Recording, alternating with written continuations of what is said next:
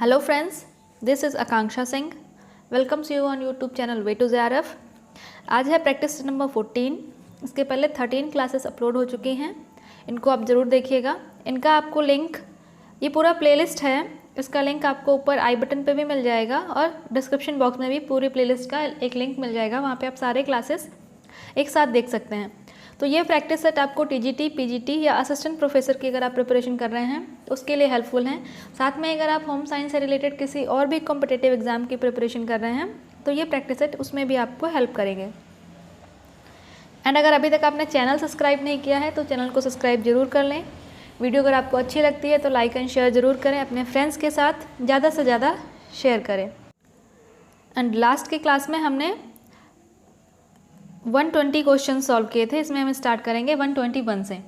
तो क्वेश्चन क्या है, फुलर्स अर्थ इज फुलर्स अर्थ को हम हिंदी में क्या बोलते हैं, जो मुल्तानी मिट्टी बोलते हैं उसको। तो फुलर्स अर्थ क्या है, ऑप्शंस क्या है, grease solvent, grease absorbent, detergent या पॉलिशिंग मटेरियल।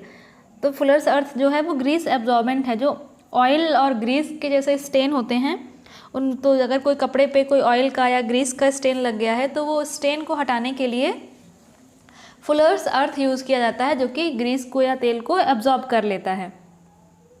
नेक्स्ट क्वेश्चन है, how many of the detergent powder contains polyphosphate which act as. बहुत सारे डिटर्जेंट्स हैं जिसमें पॉलीफॉस्फेट होता है। तो ये पॉलीफॉस्फेट का मेन काम क्या होता है, अगर डिटर्जेंट में पॉलीफॉस्फेट है तो ये पॉलीफॉस्फेट क्यों है, इसका मेन काम क्या है। तो इसका काम होता है कि जो हार्ड वाटर है उसको सॉफ्ट करना। हमने पढ़ा ना हार्ड वाटर और सॉफ्ट वाटर। तो जो सॉफ्ट वाटर है उसमें डिटर्जेंट अच्छा वर्क करता है, अच्छा फोम देता है। हार्ड वाटर में उतना फोम नहीं आता है और सोप, जो भी साबुन है या सोप या डिटर्जेंट जो है वो अच्छे से काम नहीं करता है। तो इसीलिए डिटर्जेंट में पॉलीफॉस्फेट होते हैं जो वाटर को सॉफ्ट करने का काम करते हैं, as a water softener. Next question आता है, one of the tool is the management of time is. जब हम टाइम मैनेजमेंट करते हैं तो इनमें से कौन सा एक टूल है जो टाइम मैनेजमेंट में हम जैसे हेल्प करता है कि टाइम मैनेजमेंट कैसे करना है। तो work unit, work curve, time norms या टाइम प्लान्स। तो जो वर्क कर्व है ये एक टूल है टाइम मैनेजमेंट का। नेक्स्ट क्वेश्चन आता है, basic component of work place are. तो जो वर्क प्लेस है वहाँ के बेसिक कंपोनेंट क्या हैं। जब भी हमने पढ़ाई कि कोई ऑर्गेनाइजेशन है, वहाँ पे जो काम करते हैं तो उस वर्क प्लेस को हम क्या बोलते हैं। वहाँ पे 3 कंडीशन होनी चाहिए, वर्क सरफेस, वर्क प्लेस और वर्कर। तो ऑप्शन 3 जो है ये सही हो जाएगा। नेक्स्ट क्वेश्चन आता है, which of the following is the function of communication. Communication के फंक्शन हमने पढ़े हैं, 4 होते हैं। तो ऑप्शंस क्या क्या हैं, इंफॉर्मेशन, इंस्ट्रक्शन, परसुएशन और एक है इन्फ्लुएंस करना। तो ये तीनों कम्युनिकेशन फंक्शन है कम्युनिकेशन के। तो ऑल ऑफ दीज इसका सही आंसर हो जाएगा। नेक्स्ट क्वेश्चन आता है, which of the following is a tool of PRA। Participatory rural appraisal, PRA का फुल फॉर्म होता है पार्टिसिपेटरी रूरल अप्रेजल। तो इनमें से PRA का टूल कौन सा है। ऑप्शंस क्या हैं, time list, transact walk, Venn diagram या ऑल ऑफ दीज। तो ऑल ऑफ द अबव इसका करेक्ट आंसर है। ये सारे टूल PRA में यूज होते हैं, participatory rural appraisal. Next question आता है, which of the following is an example of individual approach. Individual approach जहाँ पे पर्सन टू पर्सन इंडिविजुअली एक दूसरे से मिल रहे हैं या कोई कुछ कम्युनिकेट करना है या कोई इन्फॉर्मेशन शेयर करनी है, तो वहाँ पे इंडिविजुअल किसी को हम इन्फॉर्मेशन शेयर कर रहे हैं, इंडिविजुअल अप्रोच कर रहे हैं, तो उसका मेथड क्या है। ऑप्शंस हैं ग्रुप मीटिंग, लेक्चर, वर्कशॉप या फेयर। तो लेक्चर जो है ये इंडिविजुअल अप्रोच के लिए यूज़ किया जाता है। नेक्स्ट क्वेश्चन है, the term extension is of. जो टर्म एक्सटेंशन है तो ये टर्म कहाँ से लिया गया है, तो ये लैटिन ओरिजिन का टर्म है extension. The first KVK established in 1974। कहीं कहीं पे आपको ये 1975 भी लिखा मिलेगा। तो 1974-75 दोनों में से कुछ भी लिखा है तो ये सही है। और फर्स्ट KVK कहाँ इस्टेब्लिश किया गया था, तो ये पौंडीचेरी में हुआ था। KVK मतलब कृषि विज्ञान केंद्र। तो पहला जो KVK है वो 1974 में पांडिचेरी में इस्टेब्लिश किया गया था। अगर कोई आपको ऑप्शन में दिया है, अगर इसका ईयर पूछ रहे हैं कि फर्स्ट KVK कौन से ईयर में इस्टेब्लिश किया गया था, वहाँ पे आपको 74 और 75 दोनों ऑप्शन दिए हैं, तो आपको 74 के साथ जाना है। और अगर 74 नहीं दिया है तो 75 सही है, बट अगर 74 75 दोनों दे रखा है तो 1974 करेक्ट आंसर है। नेक्स्ट क्वेश्चन आता है, which of the following is an example of symbolist visual aids. इनमें से कौन सा एक सिंबल, मतलब जिस हम बोल सकते हैं सिंबल जिसको हम दिखा सकते हैं, विजुअल एड है। सिंबल मीन्स विजुअल एड, तो इनमें से विजुअल एड कौन सा है, सिर्फ विजुअल। ऑप्शंस क्या है, poster, slide, radio, none of the above. तो पोस्टर जो है इसको हम बोल सकते हैं विजुअल। अगर यहाँ पे हम प्रोजेक्टिव एंड नॉन प्रोजेक्टिव थोड़ा सा और डिफरेंस कर देते तो यहाँ पे स्लाइड जो है प्रोजेक्टिव में आ जाता, तो ये आंसर्स का हो जाएगा poster. Next question, which of the following type of projection is used in the slide projector. तो जो स्लाइड प्रोजेक्टर हैं उसमें डायरेक्ट प्रोजेक्शन यूज़ किया जाता है, उसमें डायरेक्ट प्रोजेक्ट किया जाता है स्लाइड को। Following is an audio visual aid. इनमें से कौन सा एक ऑडियो विजुअल एड है। ऑप्शंस क्या है, television, chart, radio, overhead projector. तो ऑडियो विजुअल है हमारा टेलीविज़न। नेक्स्ट क्वेश्चन है, in a normal adult the heart beat rate per minute is. अगर हम बात करते हैं हार्ट बीट की एक नॉर्मल एडल्ट में, तो इसका डेटा आपको कई जगह पे वेरिएट मिलेगा, बहुत हर जगह। तो ये आप 70 से 80 के बीच में जो डेटा आपको मिलता है वो आप उसको सही मानेंगे। तो 72 से 80 तक जो हार्ट बीट है वो वेरी करती है। नेक्स्ट क्वेश्चन है, which of the following is considered to be an easily digestible protein source. इनमें से कौन सा इजीली डाइजेस्टिबल प्रोटीन सोर्स है। तो ऑप्शंस क्या हैं, एग एल्ब्यूमिन, सोयाबीन, फिश या रेड मीट। तो इजीली डाइजेस्टिबल प्रोटीन सोर्स की अगर हम बात कर रहे हैं तो वो है एग एल्ब्यूमिन। एग प्रोटीन को हम इजीली डाइजेस्टिबल प्रोटीन मानते हैं। जब भी हम प्रोटीन स्कोर निकालते हैं या प्रोटीन का कैलकुलेशन करते हैं तो जो हम आइडियल वैल्यू मानते हैं वो एग प्रोटीन की हम आइडियल वैल्यू मानते हैं, क्योंकि एग की जो प्रोटीन की जो डाइजेस्टिबिलिटी है वो सबसे अच्छी है। तो इसमें एग एल्ब्यूमिन हो जाएगा। नेक्स्ट क्वेश्चन है, the pH of pure water is. हम इसको प्योर वाटर बोल सकते हैं या डिस्टिल वाटर बोल सकते हैं, तो वो होती है 7। The transition period from infancy to childhood is known as early childhood. Infancy से लेके चाइल्डहुड के बीच का जो ट्रांजिशन पीरियड है उसको हम बोलते हैं अर्ली चाइल्डहुड।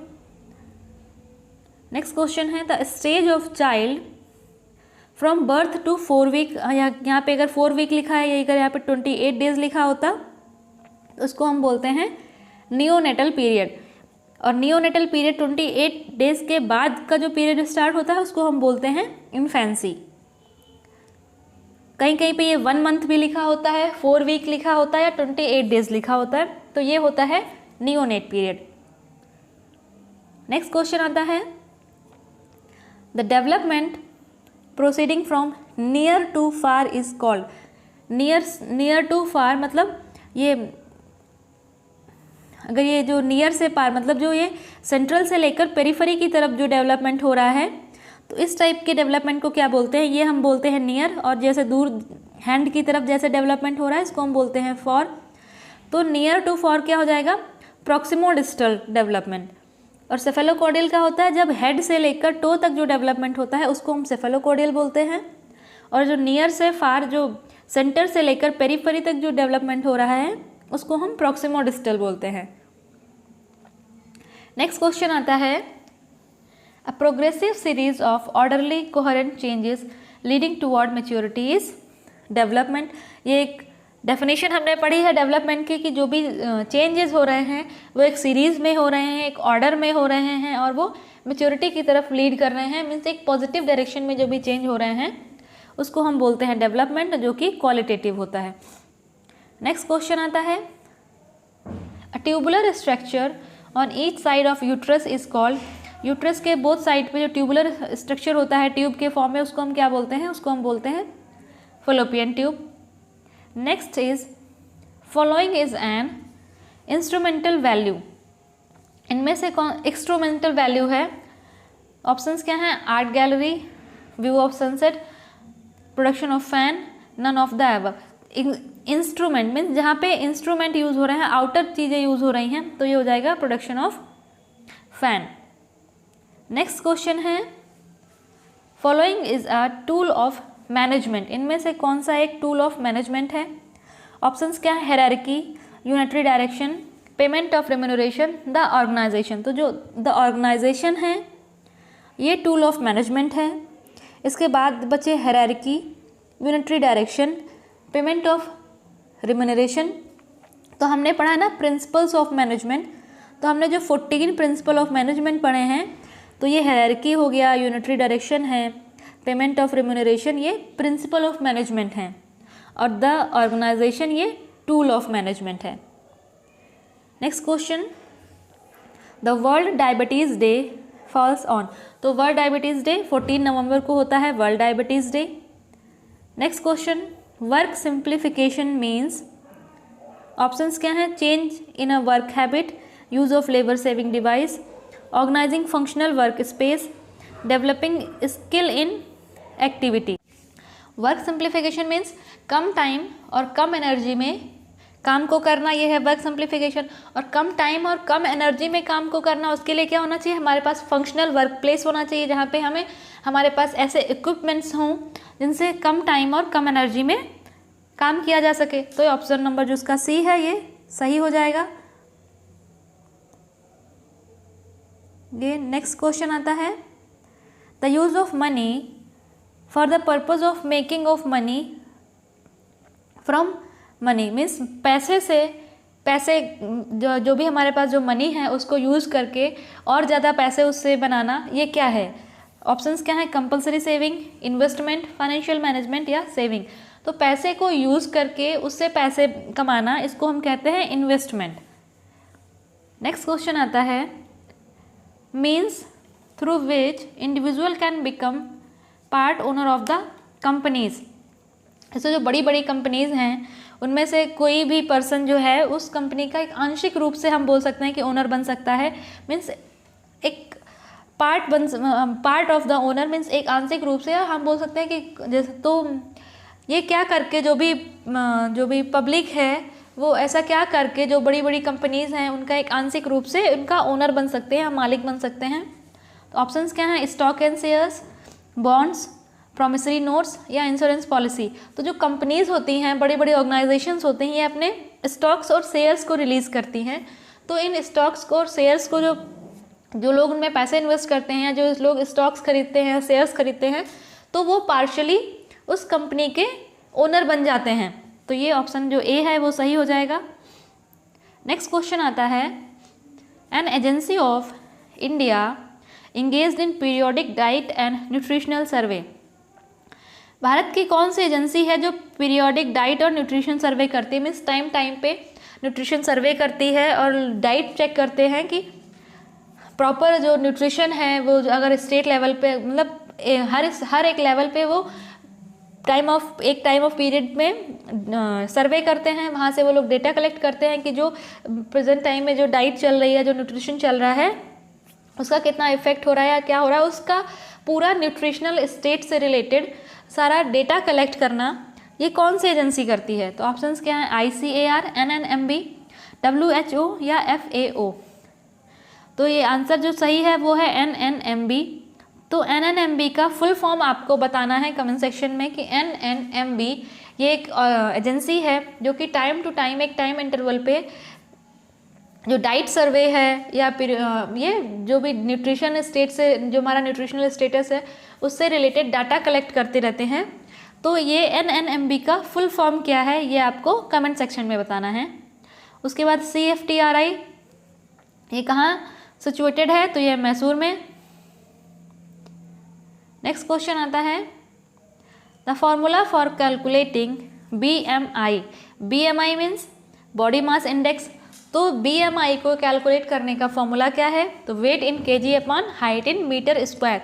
ये याद रखना है, वेट इन kg मतलब जो हम वजन लेंगे वो kg में, और हाइट मीटर स्क्वायर में। जैसे हमने किसी पर्सन का BMI निकालना है, उसका वेट है 50 और हाइट हमने लिखा 152 सेंटीमीटर, तो ये सेंटीमीटर में ना होके इसको मीटर में कन्वर्ट करना होगा, तो कितनी हो जाएगी 1.52 मीटर। अब ये मीटर में भी मीटर स्क्वायर, तो जो भी हाइट आप ले रहे हो वो मीटर स्क्वायर में आएगी, वेट जो आएगा वो केजी में आएगा। तो ये बॉडी मास इंडेक्स को कैलकुलेट करने का फॉर्मूला है, weight in KG upon height in metre square. और जो क्वेश्चन था आपके लिए वो NNMB का फुल फॉर्म क्या है, ये आंसर करना है आपको कमेंट सेक्शन में। तो क्वेश्चन था आपको जो NNMB उसका फुल फॉर्म देना है। एंड अगर वीडियो आपको अच्छा लगा हो तो अपने फ्रेंड्स के साथ ज़्यादा से ज़्यादा शेयर करें, लाइक करें। एंड अगर अभी तक आपने चैनल सब्सक्राइब नहीं किया है तो चैनल को भी सब्सक्राइब जरूर कर लें। मिलते हैं नेक्स्ट वीडियो में, तब तक के लिए wish you all the very best, good luck, bye bye.